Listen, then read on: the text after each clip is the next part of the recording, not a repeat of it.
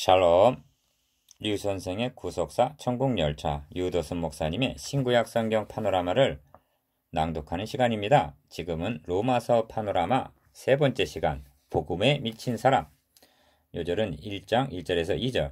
예수 그리스도의 종 바울은 사도로 부르심을 받아 하나님의 복음을 위하여 택정함을 입었으니 이 복음은 하나님이 선지자들로 말미암아 그의 아들에 관하여 성경에 미리 약속하신 것이라. 바울은 첫 절에서 자신을 소개하기를 나는 예수 그리스도의 종으로서 사도로 부르심을 입었노라고 말씀했습니다. 사도로 부르실 때에는 그에게 맡기시려는 사명이 있기 때문입니다.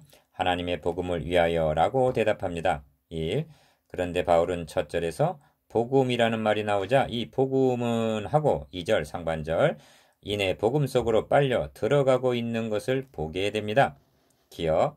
바울은 지금 서론적으로 자신을 소개한 다음에 수신자인 로마 성도들에게 인사를 하려던 참이었습니다. 그래서 1절은 7절과 연결이 되어야 자연스러운 것입니다. 그러나 바울은 복음이라는 말이 나오자 인사하려던 것을 잊은 양 복음을 소개하고 있는 것입니다. 니은 한마디로 바울은 복음에 미친 사람이었습니다. 그는 복음을 증거하기 위해서라면 문맥을 서슴없이 이탈하기도 하고 괄호 속에 설명을 보충하기도 합니다. 에베소서 2장 5절. 바울은 설교할 때에도 말과 지혜의 아름다운 것으로 아니하였다 하고 말씀하는데 고린도전서 2장 1절. 서신을 기록하면서도 수사학적으로 아름답게 다듬으려는 생각은 추호도 없는 사람같이 보입니다. 그런 것은 나와는 상관이 없소. 나는 복음 외에는 다른 것은 모르오. 오직 나는 복음을 위하여 택정함을 받았을 뿐이오. 이렇게 말하고 있는 것 같습니다.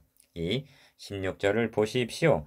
내가 복음을 부끄러워하지 아니하노니 이 복음은 모든 믿는 자에게 구원을 주시는 하나님의 능력이 됨이라 말씀하고 있습니다. 기억. 외견상 복음은 자랑스러운 것도 아름다운 것도 아닙니다. 복음이란 다름 아닌 수치스럽고 저주스러운 십자가 형틀에 못 박히신 예수 그리스도를 전하는 것이기 때문입니다.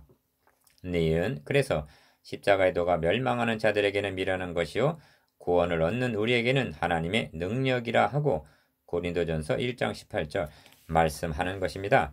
또한 유대에게는 꺼리끼는 것이요 이방인에게는 미련한 것이로되 오직 부르심을 입은 자들에게는 유대인이나 헬라인이나 그리스도는 하나님의 지혜이니라 말씀합니다. 고린도전서 1장 23절에서 24절 3. 바울을 그토록 흥분시키고 미치게 하는 복음이란 무엇인가? 능력입니다. 기억. 복음은 말로 설득하는 웅변술이 아닙니다. 그렇게 한다면 복음의 주도권이 사람에 있는 것이 되고 맙니다. 복음은 하나님의 능력이라는 점을 망각하지 말아야만 합니다.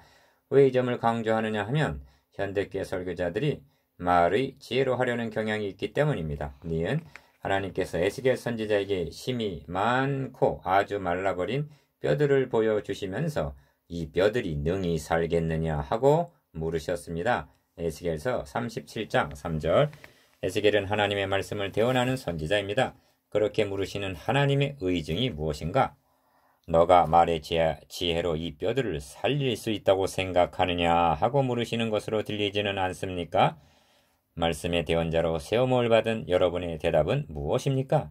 디귿 복음은 허물과 죄로 죽었던 자들을 에베소서 2장 1절 능히 살리시는 능력인 것입니다. 그런데 현대교회는 복음의 능력은 상실한 채 성도들을 철학과 헛된 속임수로 노력하려 하고 있는 것은 아닌지 염려스럽습니다.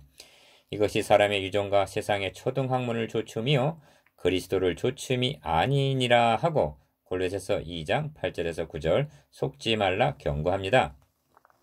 4. 바울은 고린도 교회에 보낸 서신에서 내가 너희에게 나아가 복음을 전할 때 말과 지혜의 아름다운 것으로 아니하였다 하고 말씀하면서 기억 내가 너희 중에서 예수 그리스도와 그의 십자가에 못 박히신 것 외에는 아무것도 알지 아니하기로 작정하였음이라 하고 단정합니다.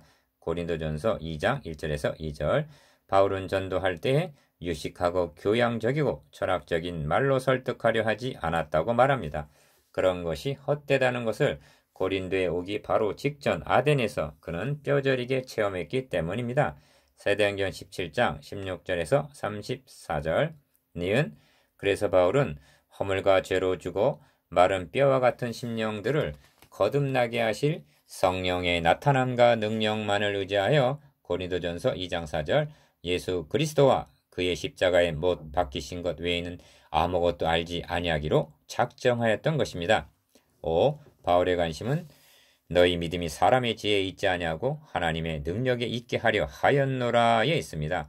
고린도전서 2장 5절 기억 지혜로운 말을 설득하여 감동시킬 수는 있으나 성령으로 거듭나게 할 수는 없고 사람을 교회로 모을 수는 있으나 천당에 들어가게 할 수는 없다는 것을 바울은 알고 있었던 것입니다.